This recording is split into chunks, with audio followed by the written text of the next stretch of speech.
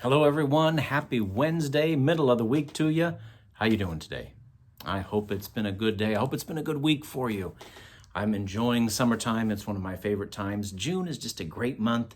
I hope you're taking some time to enjoy it. Wanted to share a thought with you. I don't know if it's a good thought at first, but hopefully it ends good. Have you ever been ashamed of something? Have you ever done something that made you ashamed? A couple things come to mind. I feel very ashamed if I ever miss an appointment that I was supposed to be at, and for some reason it just skipped my mind and I missed it all. I call, I apologize. I just feel so ashamed when I do something like that. Also, if I miss somebody's name that I should know and I get their name wrong, that's just the worst feeling of being ashamed and getting someone's name wrong. Have you ever been ashamed before? Take a moment and think about that. The Bible begins with a story about shame. The very first story of sin says that Adam and Eve, after they ate from the tree they weren't supposed to, they noticed that they were naked and they were ashamed. In fact, the entire Bible is written from the lens of honor and shame, way much more than our society here in Western America. We have our lens is more right and wrong. But in this society, back in the ancient times, and even some places in the Middle East today, it's more society runs on honor and shame. And so the Bible begins with this story of shame that they've done sin. And so I like this, what Paul says, all the way in the New Testament, in Romans chapter 1, this caught my eye today, wanted to share it with you. Romans chapter 1, verse 16, Paul says, "For I am not ashamed of the gospel of Christ."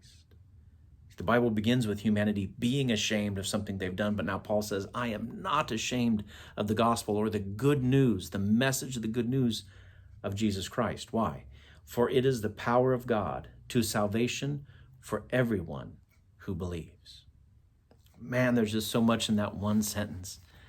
The Bible begins with shame of humanity because we've done something wrong. We disobeyed God, we sinned, and we were ashamed.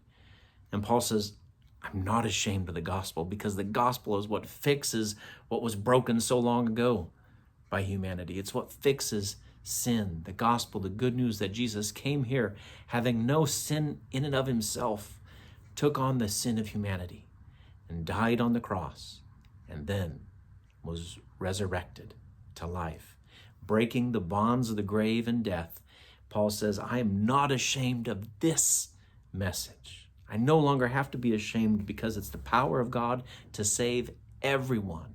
And then just to be clear, in the next verse, Paul says, or actually as the verse continues, he says, for the Jew first and the Gentile. So just in case you're thinking it's just for some, just a select group, Paul says, no, it's for everybody. I'm not ashamed of the gospel, because it can save everyone, anyone. That, friends, is good news. So whether today you woke up ashamed of something or you felt good today, if the day ever comes when you're feeling ashamed, because it's going to, we all make mistakes, we can all feel ashamed, rest on this verse from Romans chapter 1, that we do not need to be ashamed or stay ashamed, because Jesus has paid the price for your sin, for my sin. He's paid the price, and the gospel, we need not be ashamed of it. In fact, we need to be thrilled by it, because it can save us all. Friends, I hope you have a great rest of your week. I hope you'll join us for worship here at Piedmont Park. We're back at Piedmont Park this week. We weren't here last week because of camp meeting and all the churches in Lincoln gathering together, but we're back here this week. It's going to be a wonderful worship service. We have a profession of faith that's happening and so much more. So join us for Bible study time at 9:30, worship time at 11, both online and in person. God bless everyone, and take care.